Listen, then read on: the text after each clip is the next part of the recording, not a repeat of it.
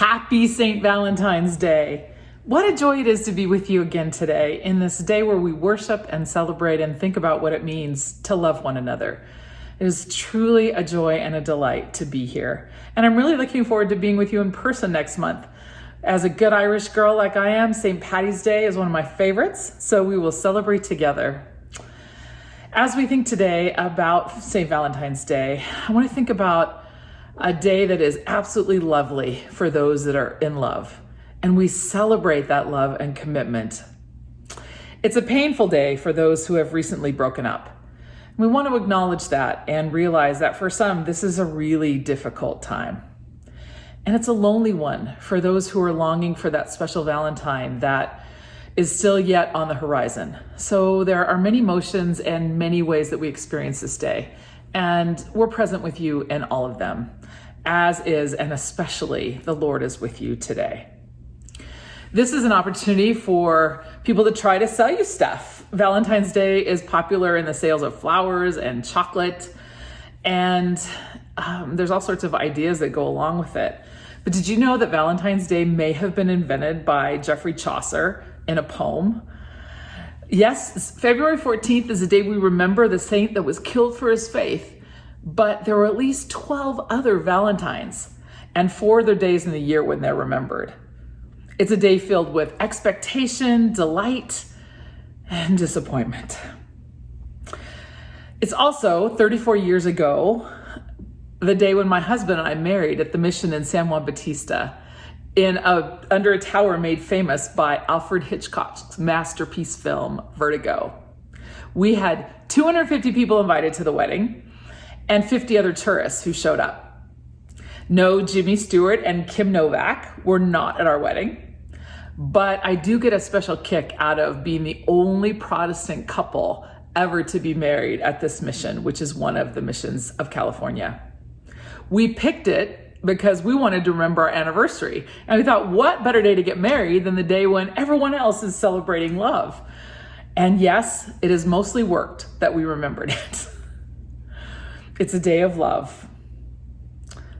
But what is love? Is love just something we feel? Is it a disease that we get and then we're cured of? Is it a choice? I like to think of love as a verb. Is love something that is extra or essential? Just some of the questions I want you to think about today as we enter into worship. The letter to the Corinthian church has a well-known definition of love. It starts this way in 1 Corinthians 13. Love is patient. Well, if we're going to talk about the day of love, I think patience is a great place to start because it's right there, the very first word used in the definition. 2 of the most difficult attributes for us, patience and kindness, lead off the letter about what it is to love each other. And so I want to think about that word, which in Greek is makothrumenia. I probably didn't say that right, but the essence of the word patience has all sorts of nuance to the meaning. Endurance, constancy, steadfastness, perseverance, forbearance, long-suffering, and this one I like especially, slowness in avenging wrongs. How's that for packing a lot into a word of patience? The heart of self-control in patience. So patience is me not reacting to whatever comes right at me. We don't say something back that's nasty when someone treats us unfairly. We use our training, not our emotions in our responses. And this takes practice. Amen?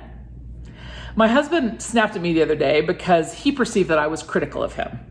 I had lost my sense of smell for a while. And so when I came into his office, I said, "That yogurt smells really strong. I'm so glad I'm getting my sense of smell back." But he didn't hear the second part. What he heard was I said his breakfast was stinky. And so he barked at me. And he didn't hear the second part that I said about my sense of smell. So I calmly explained to him that I was not being critical of his breakfast. Rather, I was delighting in a sense that I enjoyed returning. So we talked it out. I didn't get mad. I could have barked right back at him when he barked at me, which I have done before, I admit. But instead, I stayed calm and kind of curious as to why he was upset.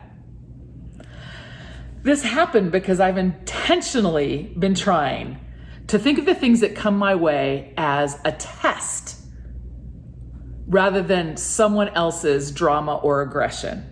I think of myself as in a game so that when something happens, I thought, oh, here's an opportunity to practice my patience that I've been cultivating. I'm trying to keep the other person's emotion on their side of the court and to keep my responses on my side of the court, as if we're playing emotional tennis. If the ball gets blasted at my face, I can move away and out of bounds. I don't have to smash back a return. I can keep my choice on my side. I can choose my response. Isn't that a mind-blowing concept? When someone cuts me off when I'm driving, I practice thinking, I'm being tested. So it's a game.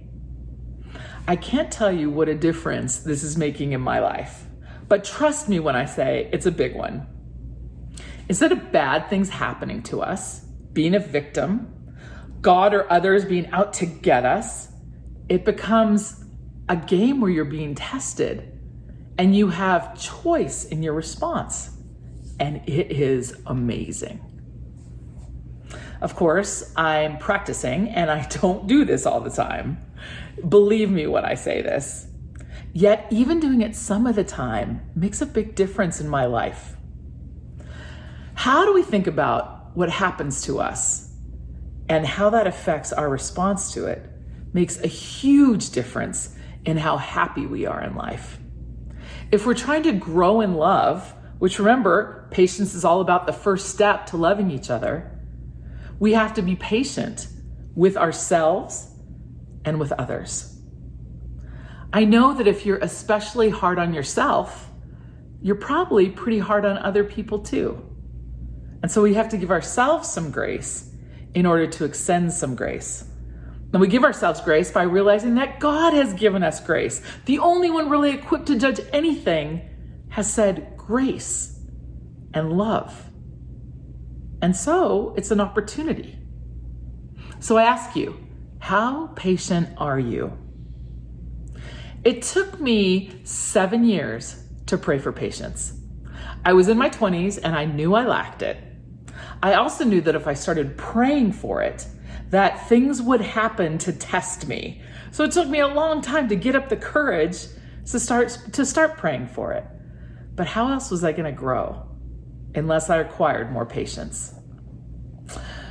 It's one thing to think you're patient when you're by yourself. It's a very different thing to put a family member into the picture and it gets real fast. If love is patient, we have much to practice. Just think about any Thanksgiving gathering and you kind of have a microcosm picture of how our patience can be tested, particularly when people speak other languages than we do. And I don't mean Spanish or French. I'm talking about worldview languages and how they see things. We have different ideas about love, different love languages. We misunderstand each other. We think that our way is the best way. This happens between age and gender, cultures, age groups. A language teacher once invited her class to decide if computers should be put in the feminine or the masculine category of Spanish. And so, of course, she had the men on one side debating it and the women on the other side debating it. And I love what they came up with. The men decided that the computer should definitely be considered of the feminine gender because, number one, no one but the creator understands their internal logic. 2, the native language they communicate with other computers is incomprehensible to everyone else. 3, even the smallest mistakes are stored in long-term memory for possible later retrieval. And 4, as soon as you make a commitment to one, you find yourself spending half your paycheck on accessories for it. That's what the men said. Well, the women's group, however, concluded that computers should definitely be male. And this was their reasoning. 1, in order to do anything with them, you have to turn them on. Number 2, they have a lot of data, but they still can't think for themselves. 3, they're supposed to help you solve problems, but half the time they are the problem. And 4, as soon as you commit to one, you realize that if you'd waited just a little bit longer, you could have had a better model. And so the women won. Now, this is only one example of how we see things differently. We communicate differently. We have different love languages.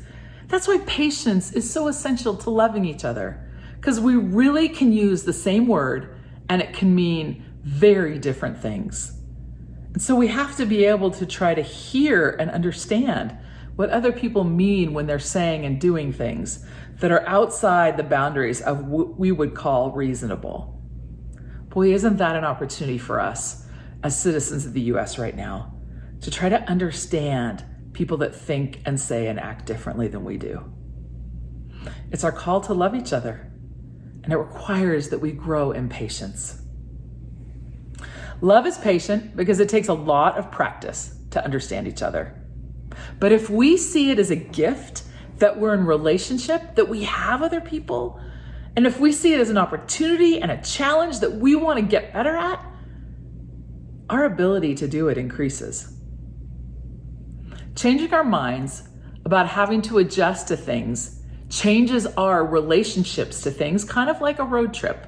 Some of us want to barrel onto the destination. No rest stops, no small towns, just pedal to the metal and get to the destination. You've probably done a road trip with someone like that.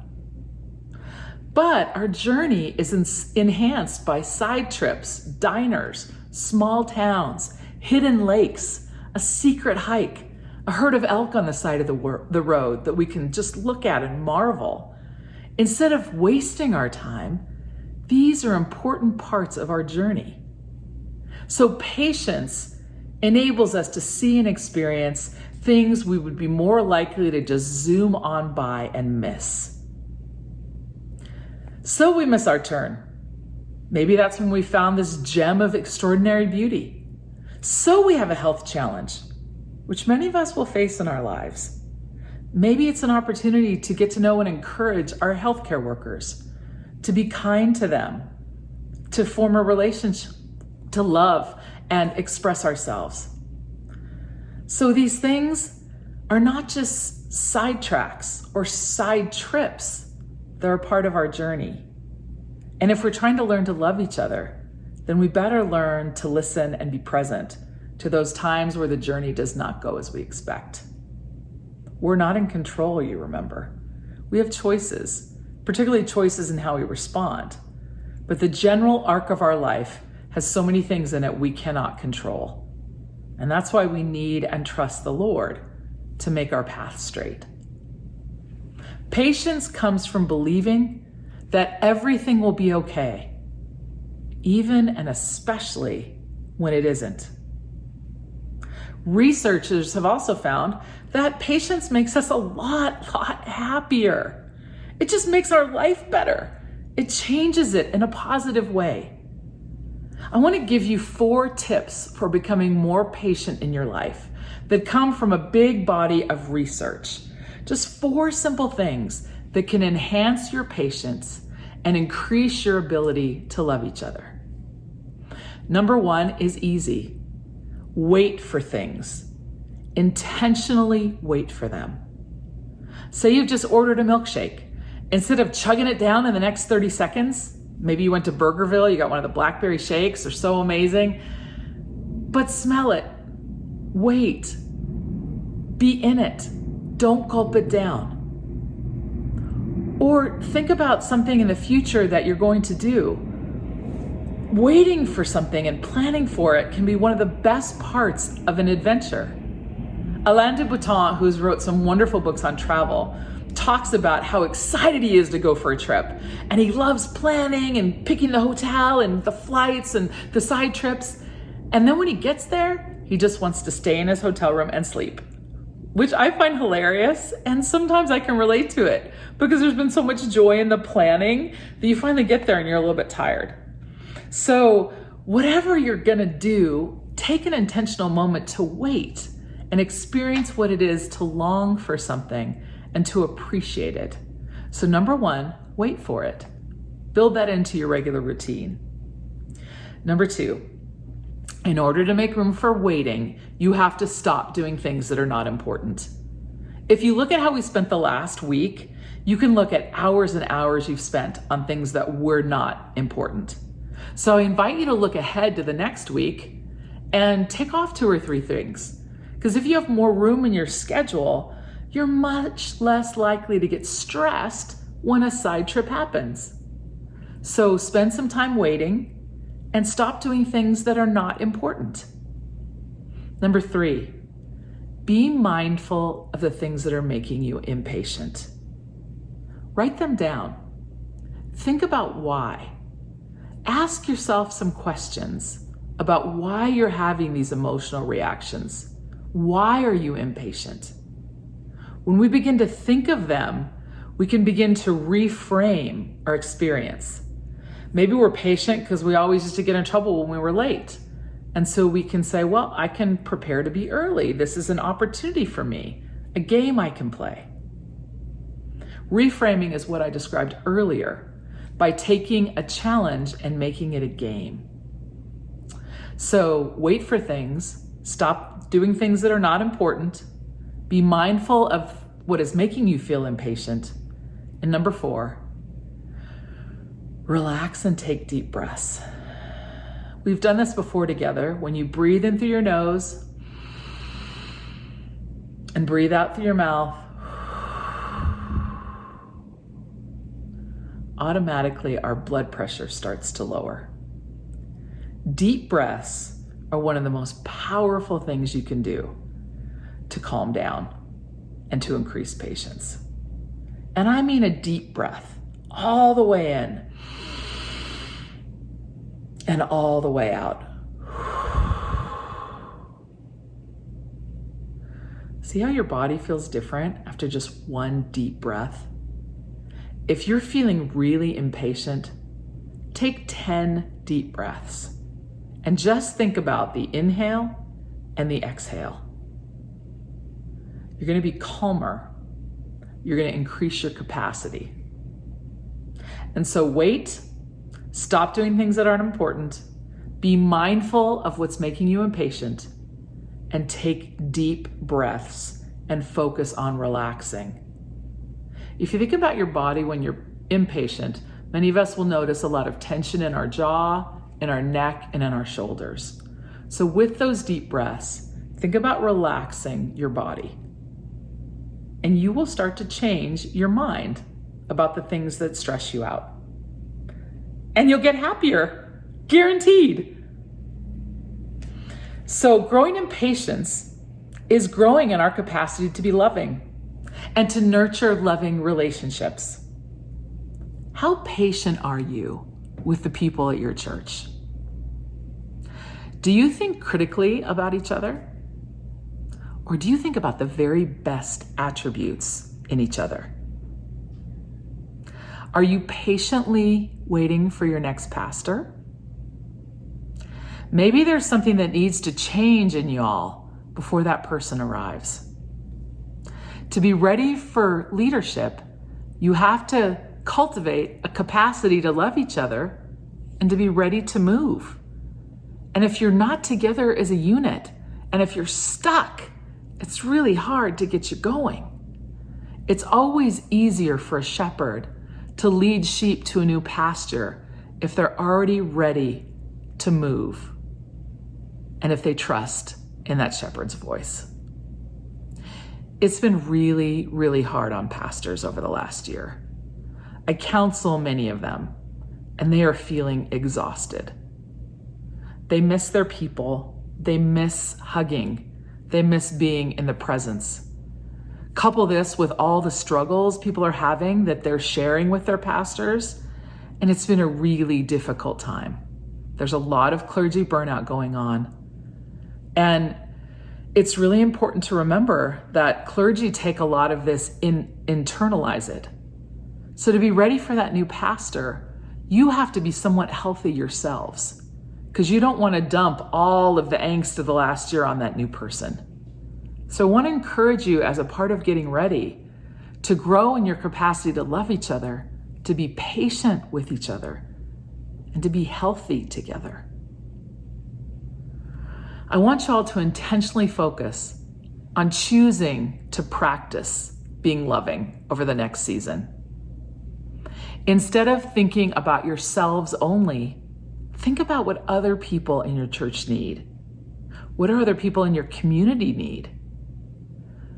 Are you praying every day for your church and your new pastor? Because this is spirit work, as well as all the other work we do. Are you good at love as a church? Your patience meter is an indication of this. When we say we love our church, what does that look like for you? What are you saying about your church to other people in the community? What are you doing as a church? Because if love is a verb, church is a verb too. It's what we do for, with, and to our community. How are you loving each other? Love is a word that has so many meanings. We say it when we hang up the phone or say goodbye. We say it when we're eating dark chocolate or snuggling our pets. We love the sun, vacation, clothes, jewels, cars, golf clubs, golf carts. We say we love all sorts of things. Most cultures have more words for love than we do. The Greeks at the time of the writing of this text had 7 words for love. But our word for love has to cover all sorts of things. But what we can define our love by is how we treat each other. And that treatment starts with how patient we are. How willing are we to give the other people around us the benefit of the doubt? As a special treat this Valentine's, I want you to taste and see the goodness of the Lord. So I'm having cookies delivered for you all, as just a reminder that God is asking you, will you be my Valentine? I want you to experience just a few minutes of that as you enjoy your cookie. Would you pray with me? Oh, gracious God, thank you for all the people that were so patient with us. Those who cared for us when we were babies, who taught us when we were students, who mentored us when we were new in our professions, who went beyond what they needed to show us love. Thank you for what you have done and how patient you are with us.